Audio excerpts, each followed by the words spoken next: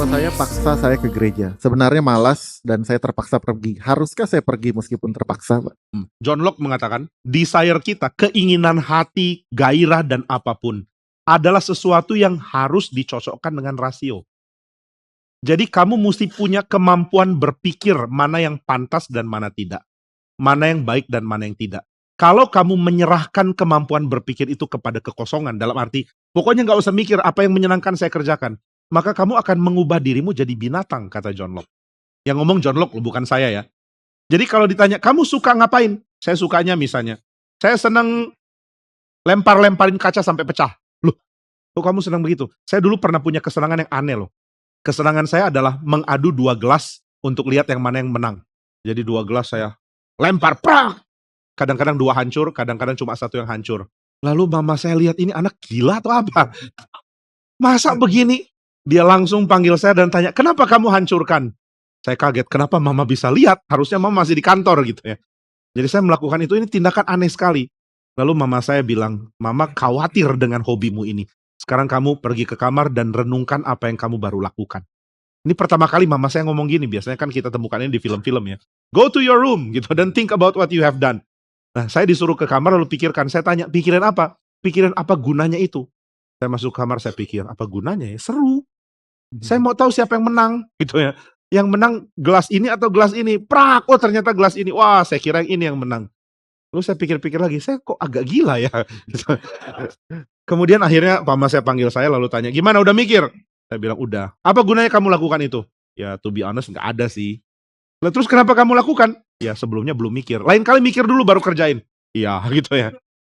Sama ya, saudara mesti mikir dulu baru kerjain. Sekarang kalau ditanya kenapa dipaksa ke gereja, mungkin yang harus kamu tanyakan adalah kenapa ke gereja aja mesti dipaksa gitu ya. Kok orang tua saya mesti paksa saya ke gereja? Apakah saya masih umur 8? Are you 8 years old? Jawabannya enggak lah. Nah jadi kita ini bukan kita, saudara ya, teman-teman, kamu semua, rekan-rekan, konco-konco, gitu, apapun namanya. Kamu semua bukan lagi anak kecil. Anak kecil mesti dikasih tahu apa yang baik. Coba anak kecil disuruh makan bayam gitu ya. Makan bayam. Nggak mau. Kalau nggak mau nanti dijewer. Jewer aja. Jewer sampai putus telinga. Oke makan gitu. Bayamnya dimakan. Lalu ayo minum susunya. Ayo minum airnya. Anak kecil mesti dipaksa karena anak kecil nggak ngerti apa yang baik buat dia. Itu namanya anak kecil. Anak kecil bisa melakukan tindakan bodoh. Anak kecil bisa naik ke atas meja kemudian mau loncat. Dia nggak tahu kalau itu bodoh gitu ya. Anak kecil nggak tahu apa yang baik buat dia. Tapi anak kecil akhirnya berubah jadi remaja. Apa bedanya anak remaja dengan anak kecil?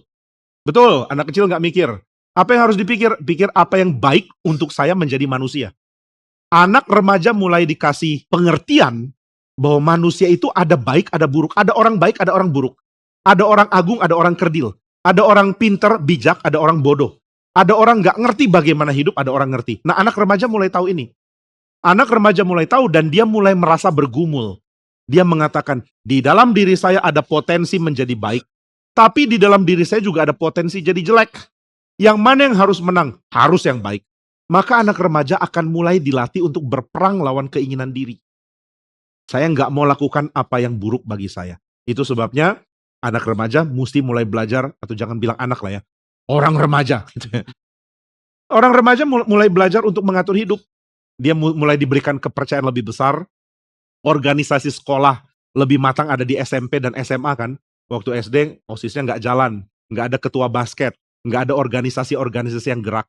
Kalau ada pun cuma main-mainan gitu ya. Nah tapi waktu masuk SMP SMA mulai ada organisasi-organisasi. Kenapa? Karena orang yang ada dalam usia remaja mulai berpikir bagaimana compatible hidup di dalam dunia ini. Gimana supaya saya compatible with this world gitu ya. Karena saya nggak bisa bikin dunia ini cocok untuk saya. Saya mesti bikin diri saya cocok untuk dunia ini. Nah itu yang anak remaja harus miliki. Jadi dia dilatih untuk menjadikan dirinya cocok untuk komunitas. Nah maka orang mulai pikirkan mana baik, mana jelek buat dia. Bukan mana menyenangkan, mana tidak. Nah itu sebabnya orang yang berhasil di dalam usia remaja adalah orang yang waktu masuk awal usia remaja sulit mengalahkan dirinya dan memaksa dirinya mengerjakan hal yang baik. Tapi menjelang dia masuk ke usia pemuda, youth, dia mulai mampu melakukannya. Nah ini PR buat kamu ya. Kamu usia remaja mana? Remaja baru atau remaja sudah mau tamat? Remaja sudah mau expire? Kalau kamu udah kelas 2 SMA, 3 SMA, ini remaja udah mau expire, sudah mau masuk youth, udah mau masuk pemuda. Nah, ini akan menentukan kamu berhasil nggak sih jadi remaja yang baik. Di dalam usia kamu masuk kelas 2 atau 3 SMA, apakah kamu sudah bisa atur jadwal sendiri? Apakah kamu bisa memikirkan tentang kebaikan kamu mesti ngapain? Apakah kamu bisa ditinggal selama berhari-hari, berminggu-minggu, bahkan berbulan-bulan untuk mengatur hidupmu? Kalau iya, sukses. Tapi kalau enggak, kamu masih harus diatur, masih harus dikontrol, masih harus ini itu dari orang tua, kamu gagal jadi remaja. Jangan gagal ya. Kalau enggak gagal gimana? Berjuang. Nah, maka termasuk ke gereja, haruskah dipaksa? Otakmu akan mulai berpikir, saya enggak seharusnya dipaksa untuk ke gereja. Saya mestinya pilih ke gereja. Kenapa pilih ke gereja? Karena one of the best moments in my life adalah ketika aku berjumpa Tuhan di usia remaja. Nggak ada orang dewasa yang cinta Tuhan, yang tidak ada pengalaman berjumpa atau berinteraksi dengan Tuhan di dalam usia remaja. Sebagai bukti, kita tanya Pak Samuel. Pak Samuel kenal Tuhan usia berapa? Sebenarnya taunya udah dari kecil nih. Oke. Tapi benar-benar percaya pada Tuhan kuliah. Pak. Kuliah. Waktu remaja ada pengalaman apa nggak? Cukup banyak loh. Di gereja ya ada ketemu, dulu sebutnya sih bukan pembina ya, tapi pembimbing-pembimbing remaja yang Kakak pembimbing. kakak pembimbing, Kambing. kambing yang membimbing. Ya mungkin itu beberapa masih berkesan. Oke.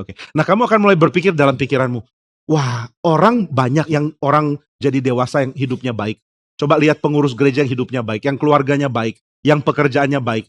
Bandingkan dengan orang yang hidupnya sembarangan. Saya bisa punya gambaran seperti ini. Saya kenal orang-orang, teman-teman saya, yang berhasil dan yang gagal. Ada yang gagal, yang pekerjaannya selalu pindah-pindah, yang mabok, yang nggak pernah urus hidupnya. Ada yang berhasil, jadi kepala keluarga yang baik, jadi suami yang baik, dan yang berhasil umumnya punya kesetiaan untuk mengikuti Tuhan dari usia muda. Maka otakmu akan memproses ini dan mengatakan, tunggu dulu, saya nggak mau hidup saya rusak. Saya nggak mau 10 tahun lagi saya jadi gembel. Saya nggak mau 15 tahun lagi saya jadi penjahat. Saya nggak mau 20 tahun lagi saya mati karena tawuran di jalan. Saya nggak mau hidup saya dibuang. Bagaimana supaya hidup nggak dibuang? Dari remaja saya mulai serius memikirkan hidup. Bagaimana supaya waktu remaja serius memikirkan hidup? Ya saya paling nggak bisa punya teman-teman dan pembimbing yang ngerti bagaimana membimbing saya. Maka kamu akan ke gereja. Sebelum orang tuamu suruh, kamu udah ke gereja. Mana tuh anak? Udah ke gereja. Oh, baru mau disuruh ke gereja. Orang tua akan merasa kesel karena terlambat memarahi anak untuk ke gereja. Sebab anaknya udah ke gereja duluan. Baru mau dimarahin ke gereja, kok udah ke gereja? Wah, saya kalah gitu. Nanti orang tua merasa kalah. Itu contoh aja ya. Nah, jadi waktu kamu harus dipaksa orang tua untuk melakukan apa yang baik, coba perbaiki dengan cara, next saya nggak usah dipaksa. Next saya punya inisiatif karena saya akan belajar jadi orang remaja yang berhasil menjalani masa remaja di dalam tanggung jawab dan kedewasaan. Semoga berhasil.